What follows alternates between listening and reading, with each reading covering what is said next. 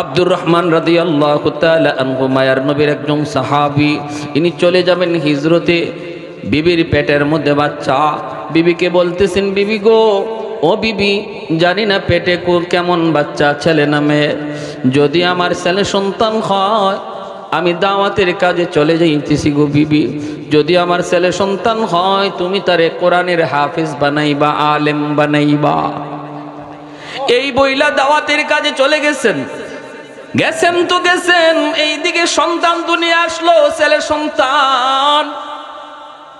মা নাম রাখলেন রবিয়া। বসন্তকালের বাতাসকে রবিয়া বলা হয়, রবি। এত সুন্দর একটি নাম মা নাম রাখলেন। মা নিজের থেকেই শিশুকালে তারে কোরআন, শিশুকালেই তারে কালেমা, শিশুকালেই তারে আলিফ বা, যেটুকু জিনিস বাপ মা শিশুকালে শিখাইতে হয় এতটুকু বাপ মার শেখানো দরকার, ঠিক কিনা? আপনি তারে আগডুম বাগডুম আর কবিতার না শিখাইয়া তারে কালেমা শিখান, তারে আলিফ বা নামটা তারে শিখান, আল্লাহর নামটা তার অন্তরে ঢুকান। মা এতটুকু শ্রম দিলেন, দেওয়ার পরে যেদিন তিনি মাদ্রাসায় ভর্তি করবেন ওই দিন মসজিদে নববী, আল্লাহ নবীর মসজিদ, মসজিদে নববীতে তিনি নিয়ে সন্তানকে হাজির হলেন। উস্তাদের কাছে দিয়া বলতেছেন, আমার ছেলেটারে আপনারা কোরআন শিখান, দিন শিখান। মা দিয়ে আইছেন, এইদিকে উস্তাদগণ পড়াইতেছেন। পড়াইতে যায় উস্তাদগণ দেখেন রবিয়া সাধারণ কোনো ছেলে নয়, তার ব্রেইনটা হলো অসাধারণ ব্রেইন, জেহেনটা হলো অসাধারণ। অল্প দিনের ভিতরেই যা কিতাব দিয়েছে মুখস্থ করে ফেলে, যা পড়ে সব মুখস্থ হয়ে যায়। আদব আখলাকের দিক দিয়ে অনেক ভালো, অনেক ভালো। উস্তাদদের মায়ার নজরে পড়ে গেলেন, উস্তাদদের খেদমত করেন আর কিতাব মোতালা করেন, কিতাব পড়েন। এইভাবেই দিন চলছে, দিন চলছে, মাস চলে যায়, বছর চলে যায়। একে একে 16টা বৎসর চলে গেল। এই 16 বৎসরে বাবাও তিনি দাওয়াতের কাজ সেরে বাড়িতে আসেন না। হযরত রবিয়াতুন রায় তিনি জানেন না বাবা দুনিয়ায় জীবিত আছেন না মারা গেছেন।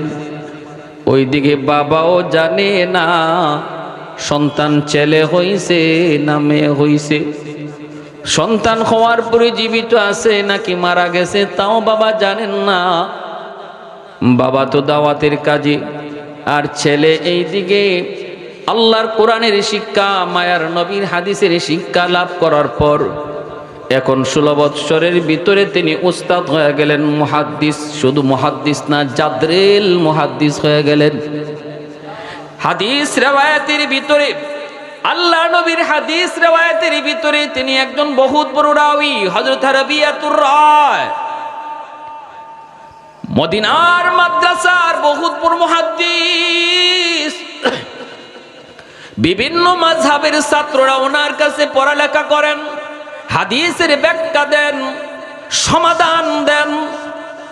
নবীর রওজার সামনে বসে বসে হযরত রবিয়া আল্লাহ নবীর হাদিস পড়ান, মায়ার নবীকে শুনাইয়া। এত বড় কপাল কয়জনের আছে? হাদিস পড়াবে তো পড়াবে, ওই হাদিস যিনি বলছেন সেই নবীকে শোনায় শোনায় হাদিস পড়ায়। আলম শাইখুল ইসলাম হুসাইন আহমদ মাদানী রহমতুল্লাহ আলাইহি, বহুত বড় বুজুর্গ, বহুত বড় ওলি। সদর শাহ হুজুর রাহিমাহুল্লাহর খাস উস্তাদ, দারুল উলুম দেওবন্দের সূর্য সন্তান কুতবুল আলম শাইখুল ইসলাম হুসাইন আহমদ মাদানী রহমতুল্লাহ আলাইহি। ইনিও 1 বছর 2 বছর নয়, 18 বছর আমার নবী রওজার সামনে বসে বসে হাদিস পড়াইছেন। ভাইরা বন্ধুরা, সদর শাহ হুজুর রাহিমাহুল্লাহর খাস উস্তাদ একদিন হাদিস পড়াইতে যায় ছাত্রদের সামনে ইনি বলতেছেন, আমার নবী মায়ার নবী তিনি কবরস্থানে, রওজার ভিতরে নবী জিন্দা। ছাত্ররা কয়, হুজুর ইনি জিন্দা কেমনে? আমরা তো বুঝি না, কবরের মানুষ জিন্দা কেমনে বুঝি না। হুজুর বলেন তোমরা বুঝি বুঝো না? কয় না বুঝি না। তোমরা বুঝি বুঝো না? কয় না বুঝি না। এইবার আল্লাহর ওলি বলেন তাহলে রওজার দিকে তোমরা তাকাও, নিজের চোখে দেখে নাও রওজাওয়ালা জিন্দা।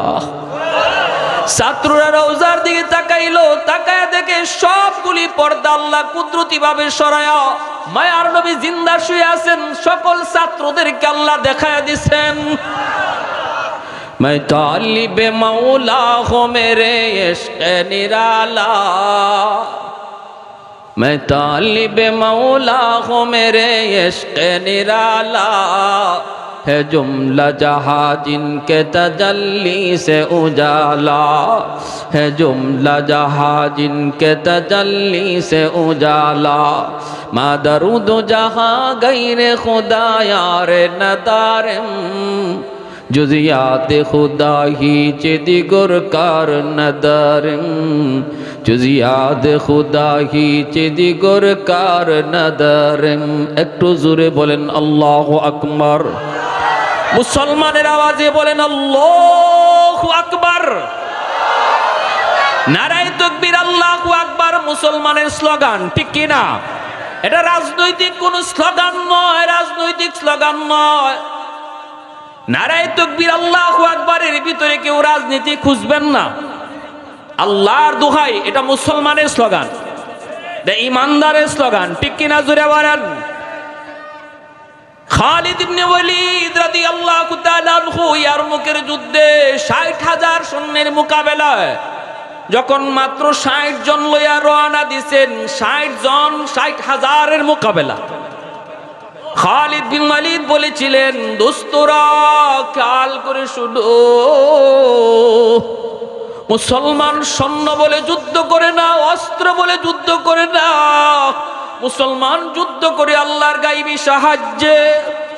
আমি সামনের দিকে যাব, ময়দানে ঢোকা মাত্রই আমি নারায়ে তাকবীরের আওয়াজ উঠাবো, আর তোমরা গায়ে যদ্দুর শক্তি আছে আল্লাহু আকবার বলে স্লোগান দিবা।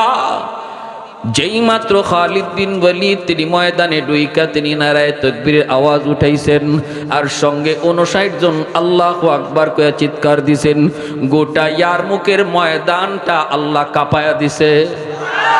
দুশমনের কলিজায় ভয় ঢুকে গেছে, আত্মা কেঁপে উঠেছে, আত্মা যেন তো জমিন তরতর করে কাঁপতেছে। এজন্য মুসলমানের পাওয়ার হলো নারায়ে তাকবীর আল্লাহু আকবারের ভিতরে, ঠিক কি না? আমাদের অস্ত্র হলো আল্লাহু আকবার, আমাদের অস্ত্র হলো আল্লাহর গায়বী মদদ। ভাইরা বন্ধুরা, বলতেছিলাম হযরত রবিয়াতুর রায় তিনি আল্লাহ নবী রওজা থারের সামনে বসে বসে হাদিস পড়াইতেছেন। ছাত্ররা ওনার কাছে পড়তেছে। বৎসর চলে গেল 16টা বৎসর। শুধু তা নয়, এমনকি মসজিদে নববীর ইমাম সবাই রবিয়াকে বানায় দিছেন। আল্লাহর নবীর মসজিদের ইমাম রবিয়াতুর রায়, উস্তাদগুন পিছনে নামাজ পড়ে কিন্তু ছাত্র ইমাম হয়ে গেছে। আল্লাহু আকবার করুন। কতটা যোগ্যতা আল্লাহ পাক, কতটা মাকাম তারে বাড়ায় দিছেন। 16 বৎসর পর বাবা বাড়িতে আসছেন। 16 বৎসর পর বাবা বাড়িতে আসছেন। বলুন তো এতটুকু সময়ের ভিতরে চেহারার পরিবর্তন হবে কি না? স্বাস্থ্যের পরিবর্তন, চেহারার পরিবর্তন। হযরত রবিয়াতুর রায় মাকে নিয়ে দরজার পাশেই কথা বলতেছেন। ক্লাসের টাইম হয়ে গেল, তিনি যাবেন মসজিদে নববীতে, যেয়ে তিনি হাদিস পড়াবেন। ছাত্ররা অপেক্ষায় রয়েছে, তিনি যাবেন, বের হবেন। ওই মুহূর্তে দেখেন একজন বৃদ্ধ মানুষ অনুমতি ছাড়াই সে আন্দরের ভিতরে ঢুকে গেছে। হযরত রবিয়া তিনি তো জানেন না বাবা জীবিত না মৃত, তিনি তো তা জানেন না। বাবাও তো জানে না ছেলে হইছে না মেয়ে হইছে, সন্তান জিন্দা আছে নাকি মারা গেছে, কেউ জানে না। বাবা ছেলেকে চিনেন না, ছেলে বাবাকে চিনেন না। বাবা ঢুকে গেছেন। হযরত রবিয়া তিনি তো মনে করেছেন অচেনা মানুষ, বেগানা মানুষ। আওয়াজ দেয়া বলতেছেন, কে গো তুমি? যেখানে আসছো সেখানে তুমি দাঁড়ায় থাকো, আর ভিতরে ঢুইকো না। এটা অনুমতি ছাড়া কারো বাড়িতে ঢোকা জায়েজ না, জায়েজ না। শরীয়তের নিষেধ, কারো বাড়িতে অনুমতি ছাড়া ঢোকা যায় না। অনুমতি নেওয়ার তরিকা হলো সালাম দেও, সালাম দিলে পরে ভিতর থেকে জবাব যদি আসে তাহলে তুমি ভিতরে ঢুকবা। জবাব না পাওয়া পর্যন্ত অচেনা মানুষের ঘরে ঢোকা যায় না, বাড়িতে ঢোকা যায় না। আওয়াজ দেয়া বললেন, কে কে কে কে গো তুমি? যেখানে আসো সেখানে দাঁড়িয়ে যাও, আর সামনের দিকে এসো না। কিন্তু বৃদ্ধ মানুষ, ইনি তো আর কথা মানেন না। ইনি মানবেন কেন?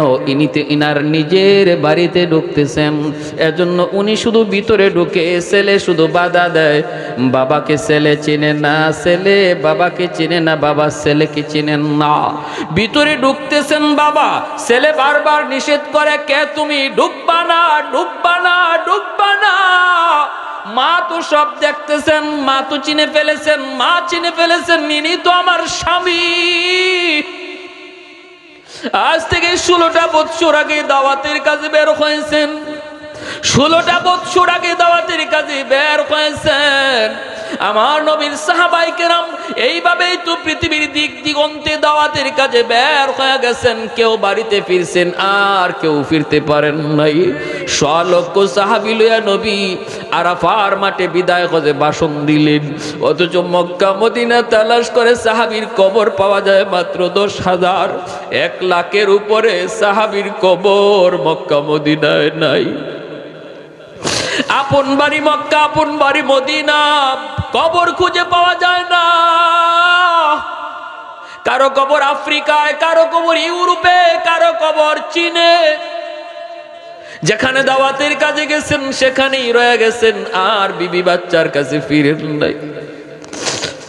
আজকে ওই দিন যদি তোমার আমার জন্য ক্ষতি হয়, কিয়ামতের মাঠে যদি যুবক তোমাকে আমার নবীর একজন সাহাবীর সামনে আল্লাহ দাঁড় করায় কয়, এই দিনের জন্য আমার নবীর সাহাবী এত কষ্ট করছে, বিবি বাচ্চা সব সাইরা কবর বানাইছে আফ্রিকায়, আর তোমার কারণে এই দিনের এত বড় খেয়ানত হয়েছে, জবাব দাও। কোন জবাব দিতে পারবো না আল্লাহর গোলাম, মুখ দেখাইবার কোনো উপায় থাকবে না, মুখ দেখানোর উপায় থাকবে না। তোমাকে নামাজি বানানোর জন্য, তোমাকে আমার নবীর সুরতি বানানোর জন্য সাহাবায়ে কেরাম ঘর ছাড়ছেন, বাড়ি ছাড়ছেন, বিবি ছাড়ছেন, বাচ্চা ছাড়ছেন, শুধু তোমাকে আমাকে নবীর রঙে রঙিন বানানোর জন্য। আজকে তোমার রং দেখলে ইউরোপের অনেক খেলোয়াড়ের কথা ইয়াদ হয়। আজকে তোমার চেহারার দিকে তাকাইলে পরে অনেক ইহুদ খ্রিস্টানদের কথা ইয়াদ হয়। নবীর উম্মত বলে তোমারে চেনা যায় না। বলো কিয়ামতের ময়দানে যদি ওই আব্দুর রহমান রাদিয়াল্লাহু তাআলা আনহুর সামনে তোমাকে দাঁড় করানো হয়, আব্দুল্লাহ ইবনে রাওয়াহার সামনে, জাফর ইবনে আবি তালিবের সামনে দাঁড় করাইলে কেমন করে আমি আপনি মুখ দেখাবো? 16টা বছর পর তিনি ঢুকতেছেন, মা তিনি বুঝে গেছেন ইনি তো আমার স্বামী। যেই স্বামী 1-2 বছর আগে নয় 16 বছর আগে বিদায় নিছিলেন, দাওয়াতের কাজে যাইতেছি গো বিবি। সন্তান কি হয় জানি না, ছেলে না মেয়ে জানি না। যদি ছেলে হয় আমার ছেলেটারে তুমি হাফেজ বানাইও, আলেম বানাইও। আমার মন চায় একজন মুহাদ্দিসের বাবা হয়ে আল্লাহর কাছে পরিচয় দিতাম। আমার মন চায় আমি কিয়ামতের ময়দানে একজন হাফেজ কোরআনের বাবা হিসাবে আল্লাহর কাছে পরিচয় দিতাম। তিনি তো বাধা দেন, বাবা তো বাধা মানেন না, মা তো সব দেখতেছেন। মা তো চাইলে পারতেন এখানেই কেচ্চা খতম করে দিতেন, মা তো এই কথা বলতে পারতেন, বাবারে বাধা দিও না, ইনি অপরিচিত কেউ নয়, ইনি বেগানা নয়, ইনি হলো এগানা, ইনি তোমার বাবা আমার স্বামী, এতটুকু তো মা বলতে পারতেন। কিন্তু মা এখানে শেষ দিলেন না, স্বামীর পরিচয় বাবার সন্তানের কাছে তুলে ধরলেন না, বরং তিনি বলতেছেন, মা বলতেছেন, বাবা বৃদ্ধ মানুষ ঢুকি যখন পড়েছে তারে বাধা দিও না, ঢুকেই যখন পড়েছে তারে বাধা দিও না। তোমার ক্লাসের টাইম হয়ে গেছে বাবা, তুমি তাড়াতাড়ি পড়াইতে যাও, ছাত্ররা তোমার জন্য অপেক্ষায়, তুমি পড়াইতে যাও। এই কথা বলতেই হযরত রবিয়া অবাক হয়ে গেলেন। মা আমাকে বলতেছেন চলে যেতে, আর বৃদ্ধ মানুষটাকে মা বাধা দিতেছেন না। হায়, তিনি তো মা ভক্ত সন্তান, মার কথা কোনোদিন অমান্য করেন না। বাবা মার অবাধ্য সন্তান তার জিন্দগির ভিতরে বরকত ডাইলা দেয় কে? মা বাবার বাধ্য সন্তান, যেই সন্তান মার কথা মতো চলে, বাবার কথা মতো চলে, বাপ মারে খুশি রাইকা চলে, তার এক নম্বর ফায়দা হলো দুনিয়াতে আল্লাহ পাক তার হায়াতের ভিতরে বরকত দিয়া দেয়। দুই নম্বর ফায়দা হলো আল্লাহ তার লেখাপড়ার ভিতরে বরকত দিয়া দেয়। তিন নম্বর ফায়দা হলো আল্লাহ তার রিজিকের ভিতরে বরকত বাড়ায় দেয়। চার নম্বর দুনিয়াবি ফায়দা হলো তার সন্তানকেও আল্লাহ মানুষের মতো মানুষ বানায় দেয়। সে যেমন মা ভক্ত হয়, তার সন্তানও এমন বাবা মা ভক্ত হয়।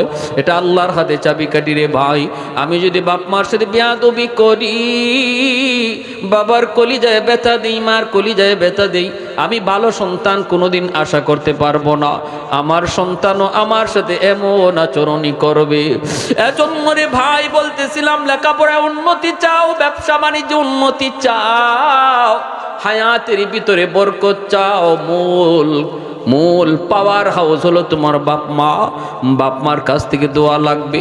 যখন দোয়া পাইবা তুমি তোমার টার্গেট পর্যন্ত পৌঁছে যাবা।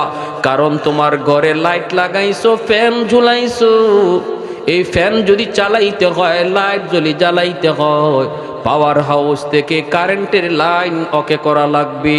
কারেন্টের লাইন যদি কাটা থাকে, ঘরে লাইট জ্বলবে, লাইট লাগাইবে জ্বলবে না, ফ্যান লাগাইবে ঘুরবে না। তোমার আমার জিন্দগিতে আমি লেখাপড়া করেছি, অনেক সার্টিফিকেট পেয়েছি, এগুলো আমি লাইট লাগাইছি, ফ্যান লাগাইছি। যদি এই ফ্যান আর এই লাইট যদি এই জ্বালাইতে হয়, চালাইতে হয়, কারেন্টের লাইন ওকে করো। তোমার আমার জীবনের কারেন্টের পাওয়ার হাউস হলো মা বাবা। মা বাবার কাছ থেকে যেই সন্তানের জন্য দোয়া আসে, তার জিন্দগির পাওয়ার হাউসের লাইন ওকে। অতএব তার জীবনের যত বাতি সব জ্বলবে, তার জীবনের যত ফ্যান সব ঘুরবে। তাইরে এতটুকু যদি না বুঝো, কপাল তোমার পুরলো আর কারো না। এতটুকু বুঝো, দুনিয়ার উপকারিতা, দুনিয়ার লাভ, দুনিয়ার সম্মান, দুনিয়ার ইজ্জত যদি পাইতে হয়, বাপ মার কলিজায় ব্যথা দিয়া কোনোদিন পাওয়া যায়। আখিরাতের লাভ সেটা বললামই না, দুনিয়ার ফায়দার কথা শুধু বললাম। হযরত রবিয়াতুর রায় তিনি তো মা ভক্ত সন্তান, মার কথা কোনোদিন অমান্য করেন না, প্রশ্ন করেন না, মা তুমি কেন এমনটা বলেছ। জীবনে কোনোদিন মাকে কোনো প্রশ্ন করেন নাই। এজন্য 16 বছরের ভিতরে লেখাপড়া শেষ কইরা উস্তাদ হইয়া মদিনার শ্রেষ্ঠ মুহাদ্দিস হয়ে গেছেন। শুধু মুহাদ্দিস না, মসজিদে নববীর ইমাম। মসজিদে নববীর ইমাম, হাজারো আলেম উলামা যার পিছনে নামাজ পড়ে। এতটা ইজ্জত, এতটা সম্মান আল্লাহ পাক বাড়ায় দিয়েছে মার দোয়ার খাতিরে, ঠিক কিনা? মার দোয়ার খাতিরে। যেই মাত্র মায় কইছে বাবা তুমি লেখাপড়ার টাইম হয়ে গেছে, ক্লাসের টাইম হয়ে গেছে, তুমি ক্লাসে চলে যাও, তুমি আর দেরি করো না, সাথে সাথে তিনি চলে যাইতেছেন, আর কোনো প্রশ্ন করলেন না। কিন্তু মনের ভিতরে প্রশ্ন তো থেকেই গেল, হায় আমার মারে জীবনে কোনোদিন আমি বেগানা পুরুষের সামনে দেখি নাই, আমার মা তো কোনোদিন পর্দা লঙ্ঘন করেন নাই। আজকে আমার মা যেখানে আমাকে সাপোর্ট করার কথা, আমাকে সাপোর্ট করার কথা, আমাকে বলার কথা, হো বাবা তাড়াতাড়ি বুড়া মানুষটারে আটকাও, এই বৃদ্ধ লোকটারে তুমি তাড়াতাড়ি থামাও, এমনটা মা বলার কথা, কিন্তু মা তা বললেন না। বরং ওই বৃদ্ধ মানুষটার সাপোর্ট নিয়ে নিলেন, তার পক্ষ নিয়ে বলতেছেন, বৃদ্ধ মানুষ যখন ঢুকেই পড়েছে তারে বাধা দিও না, বাবা তোমার ক্লাসের টাইম হয়ে গেছে, তুমি ক্লাসে চলে যাও। হায় মা এমনটা কেন করলো, এমনটা কেন করলো? আর এই বৃদ্ধ মানুষটাই বা কে, কি তার পরিচয়? এমন হাজারো মনের ভিতরে প্রশ্ন লইয়া হযরত রবিয়া মদিনার মসজিদে যেয়ে ঢুকলেন। ছাত্ররা অপেক্ষায় বসা, তিনি যাই ক্লাসে বসে গেলেন, হাদিস পড়াইতেছেন। মনের ভিতরে মনের প্রশ্ন মনেই রয়ে গেল, কাউকে তিনি কিছু বলেন না, ছাত্রদেরকে পড়াইতেছেন। এইদিকে স্বামী যখন স্ত্রীর কাছে গেলেন, যাই আব্দুর রহমান রাদিয়াল্লাহু তাআলা আনহু তখন ডাক দিয়া বলেন, বিবি গো, ও বিবি, আমি তো জীবনে কোনোদিন তোমাকে পর্দার খেলাফি দেখি নাই, আজকে তোমাকে এটা কি দেখলাম, একটা জোয়ান ছেলের সামনে তুমি কেমন করে দাঁড়ায় রইলা গো বিবি, তাহলে তুমি কি পর্দা লঙ্ঘন করা শুরু করেছ? এই জোয়ান ছেলেটা, এই যুবক ছেলেটা সে কে? তোমার সামনে কেন দাঁড়ায় থাকলো? এই কথা বলতেই মা তখন বলতেছে, রবিয়ার মা বলতেছে, স্বামী গো, এই যুবক ছেলেকে পরিচয় পরে দেব, আগে বলো তুমি 3টা সুন্নত কেন তরক করেছ? সুবহানাল্লাহ, জোরে কর। প্রশ্নের জবাব আমি দিব, পরে দিব, আগে বলো তুমি কেন 3টা সুন্নত তরক করেছ? 1 নাম্বার, আমার নবীর হাদিস, নিজের বাড়িতে ঢুকতে গেল সালাম দাও। আল্লাহ নবী জীবনে কোনোদিন ঘরে ঢুকবার সময়, বাড়িতে ঢুকার সময় সালাম ছাড়া নবী ঢুকেন নাই। আল্লাহ নবী বলে যে এই ঘরের পুরুষ মানুষ ঘরে ঢুকতে সালাম দিয়া ঢুকে, 1 নাম্বার ফায়দা, এই ঘরের ভিতরে আল্লাহ পাক রব্বুল আলামিন বরকতের খাজানা খুলে দেয়। একজন আরেকজনের অন্তরের মহব্বত বাড়ায় দেয়, বাপ বেটার মহব্বত বাড়ায় দেয়, স্বামী স্ত্রীর মহব্বত আল্লাহ বাড়ায় দেয়, ভাই ভাইয়ের মহব্বত আল্লাহ বাড়ায় দেয়, হিংসা বিদ্বেষ ঘর থেকে দূর হয়ে যায় সালামের বদৌলতে। আরেকটা উল্লেখযোগ্য ফায়দা হলো, যেই করে সালামের আমল চলে, এই করে জীবনে কোনোদিন জিন ভূতের আসর থাকে না। বন্ড ফিরের কাছে দৌড়াইতে হবে না, বন্ড কবিরার কাছে দৌড়াইতে হবে না। বাইরে আমার ঘর থেকে ভূত সরাও, জিন সরাও বলে কি সমস্যা? বলে এই সমস্যা। হ্যাঁ, শুধু মাসের মাস আপনার কাছ থেকে টাকা শুধু নিবেই নিবে, খবর নাই জিনের জায়গায় জিন রয়ে গেছে, আপনি টাকা দিতে দিতে শেষ। বলেন এমন বাটপারের কাছেও যাওয়া লাগবে না। ঘরের মধ্যে কিছু আছে, তুমি যদি মনে করো আল্লাহর গোলাম, আমার নবীর সুন্নতের উপর আমল করো, এখন থেকে আমল করো, ঘরে ঢুকতে সালাম দিয়া ঢুকো, দেখবা আল্লাহ পাক ওরা ঘরটারে আমন আমানের সাথে নিরাপদ করে দিবে। ইয়াকিন আছে কার কার? একটু হাত উঠে আল্লাহরে দেখান। আল্লাহ তুমি প্রতিটা হাত কবুল করো, জোরে বলি আমিন। লা ইলাহা ইল্লাল্লাহ, একটু জোরে জোরে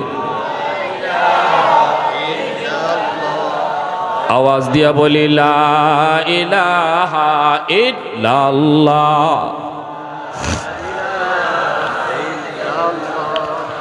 লা ইলাহা ইল্লাল্লাহ, লা ইলাহা ইল্লাল্লাহ,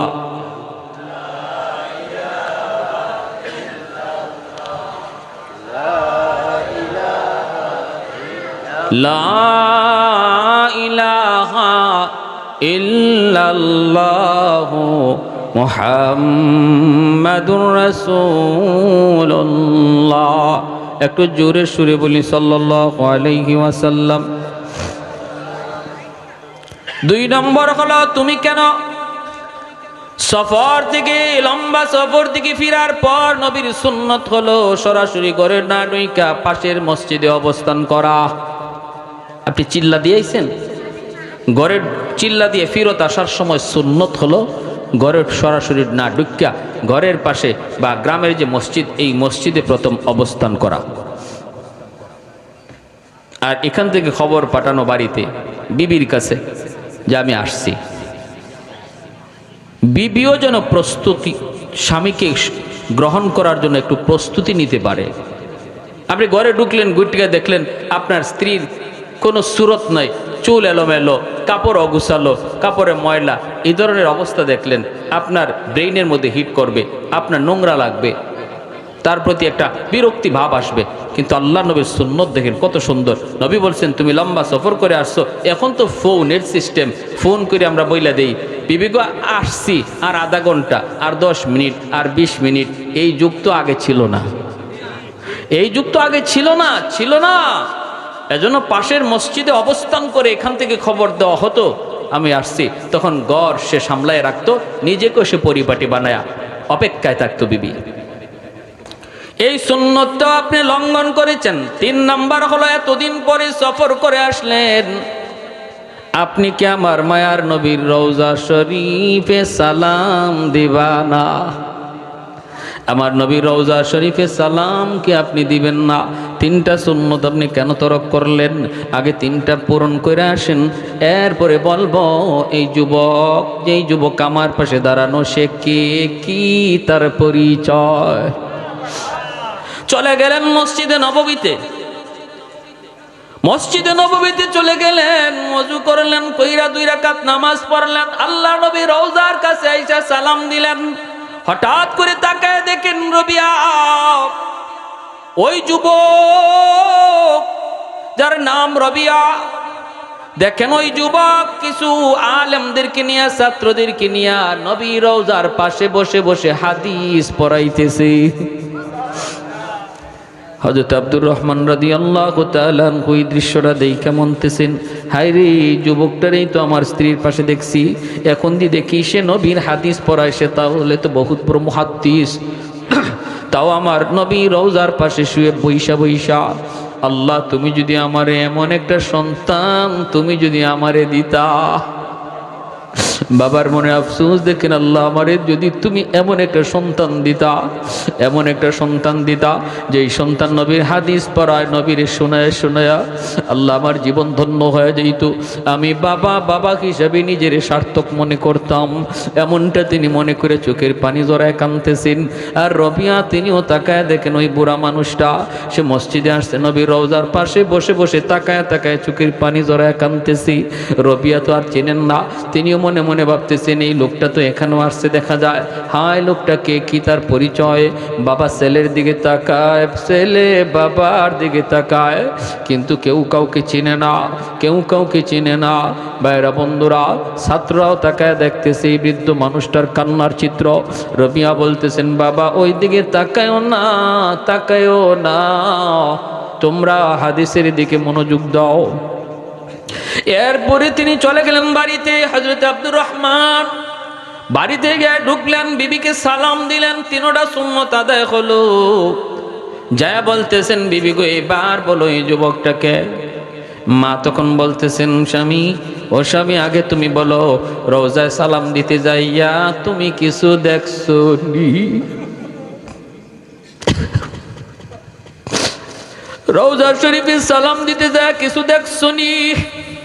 হযরত আব্দুর রহমান রাদিয়াল্লাহু তাআলা আনহু চোখের পানিটা দর দর করে ছেড়ে দিলেন, বলতেছেন, বিবি গো দেখছি আমার নবী রওজার পাশে বসে বসে ওই যুবকটা, যেই যুবক তোমার পাশে ছিল, সে আমার নবীর হাদিস পড়াইতেছে। আমি জোর জোর করে কাঁদছি আর আল্লাহর কাছে বলছি, মালিক এমন একটা সন্তান যদি তুমি আমাকে দিতা, আমি বাবা হিসাবে ধন্য হয়ে যেতাম। আল্লাহ তুমি যদি আমাকে এমন একটা সন্তান দিতা। মা স্বামীর, স্ত্রী স্বামীর চোখের পানিটা মুছে আর আনন্দের হাসি দিয়ে কয়, স্বামী গো আর চোখের পানি জড়ায় তুমি কাইন্দো না, তোমার মনের আশা আল্লাহ পূরণ করে নিছি। তোমার অন্তরের ভিতরে ইখলাস ছিল বিদে আল্লাহ পাক তোমার ইখলাস কবুল করে নিছে। তুমি যাওয়ার পরে আল্লাহ আমাদেরকে একটা ছেলে সন্তান দিছে, আর ওই ছেলে সন্তানকে আমি মাদ্রাসায় ভর্তি করেছি। সে মাদ্রাসায় লেখাপড়া কইরা, সে মাদ্রাসার পড়ালেখার সব কিতাব শেষ কইরা উস্তাদ হইছে, মুহাদ্দিস হইছে। আজকে তোমার সন্তান মদিনার সবচেয়ে বড় মুহাদ্দিস। শুধু মুহাদ্দিস না, তোমার সন্তান মদিনার মসজিদের ইমাম। আর সে আর কেউ নয়, যারে তুমি নবীর রওজার সামনে হাদিস পড়াইতে দেখছো, ওই যুবকই হলো তোমার ঔরসজাত সন্তান। হযরত আব্দুর রহমান রাদিয়াল্লাহু তাআলা আনহু হাউমাউ করে কাঁদতে লাগলেন, মালিকের দরবারে শুকরিয়া আদায় করতেছেন। মালিক, ও মালিক, তুমি আমার দিলের ডাক এইভাবে কবুল করেছ। আল্লাহ আমি তো বাকিরে ছিলাম, 16 বছরের ভিতরে আমি জানিও না আমার ছেলে নামে লেখাপড়া করানোর কোনো তাগিদও দিতে পারি নাই। তোমার কুদরতে আমার সন্তানরে তুমি মানুষ বানাইছো, হাফেজ বানাইছো, আলেম বানাইছো, মুহাদ্দিস বানাইছো।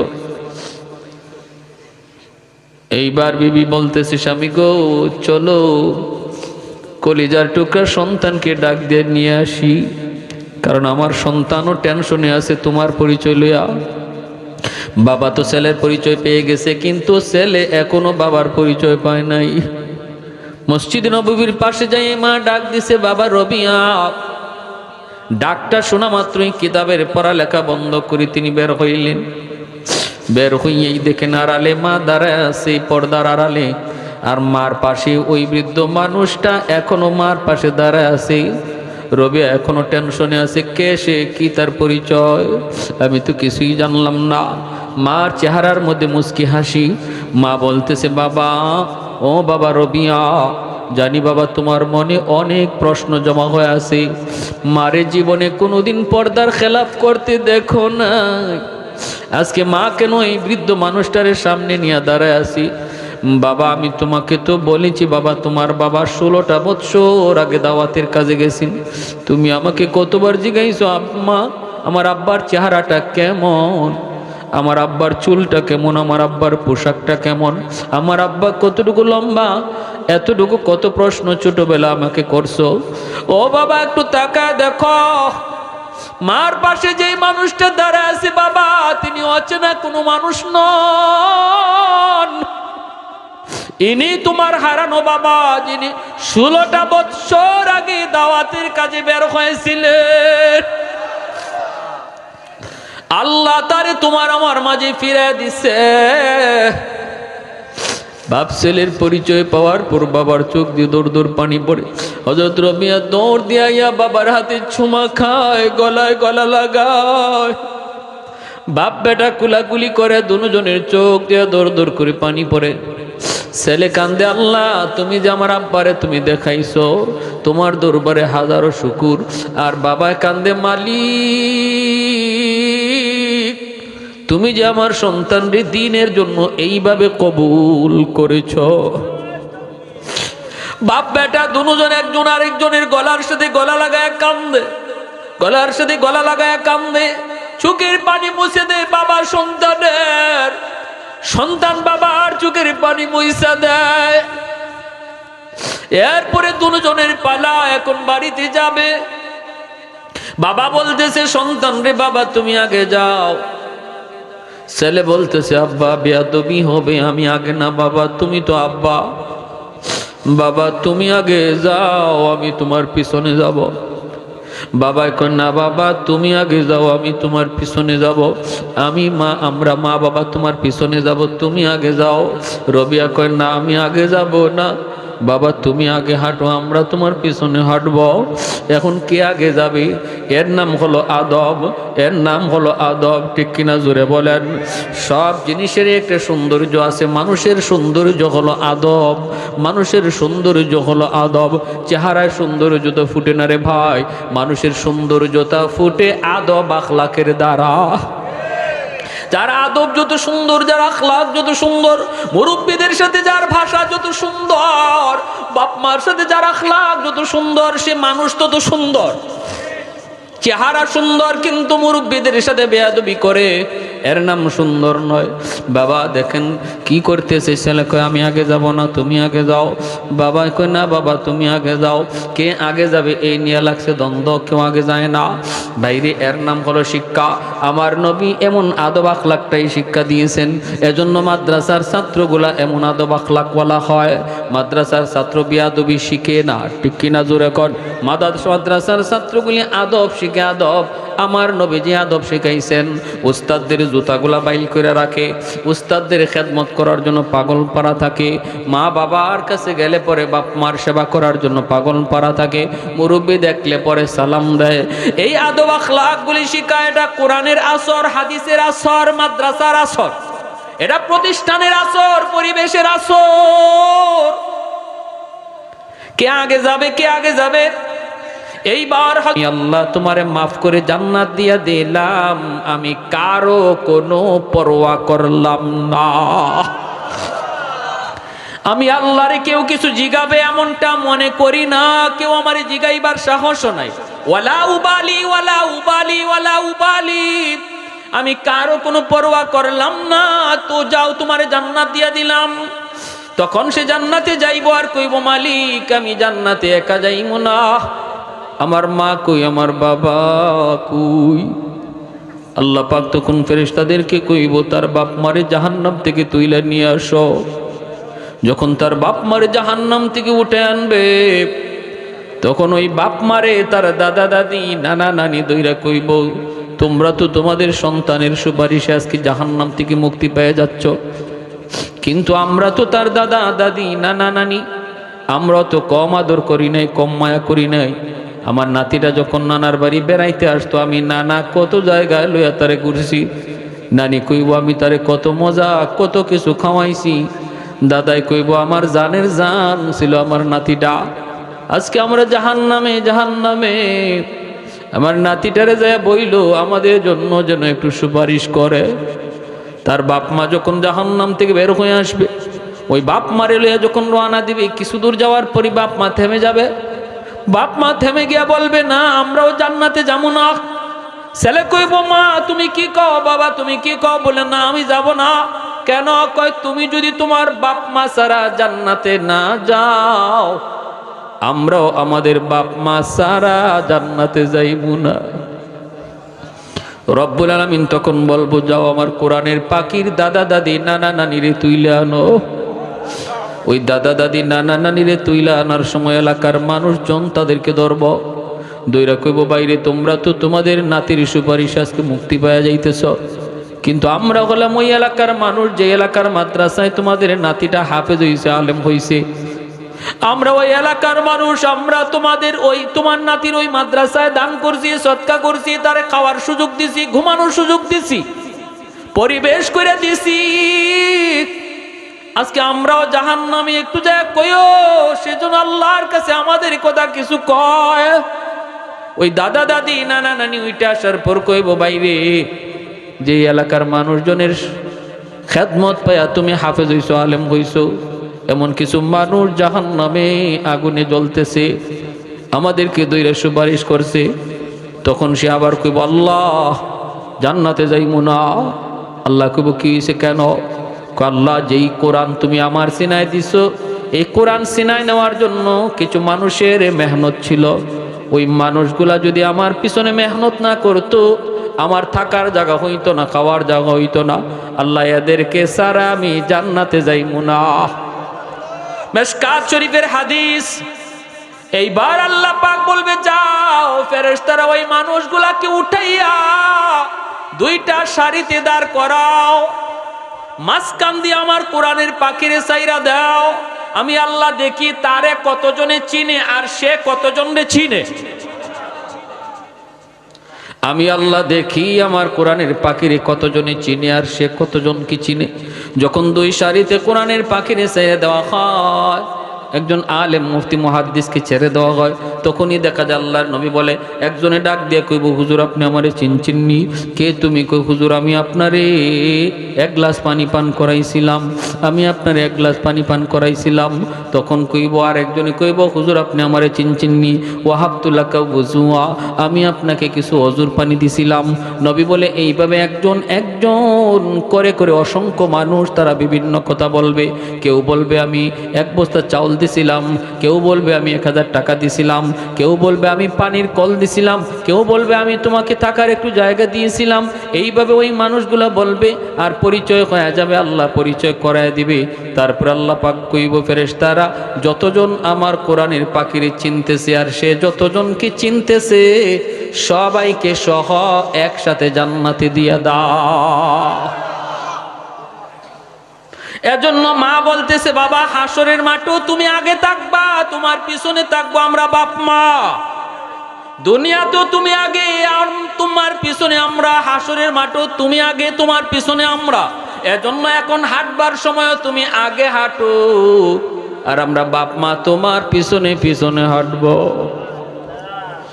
সুবহানাল্লাহ। এজন্য বলি রে ভাই, সন্তানটারে মাদ্রাসায় দিলে লস নাই, ঠিক কিনা জোরে কর। সন্তানটারে মাদ্রাসায় পড়াইলে লস নাই।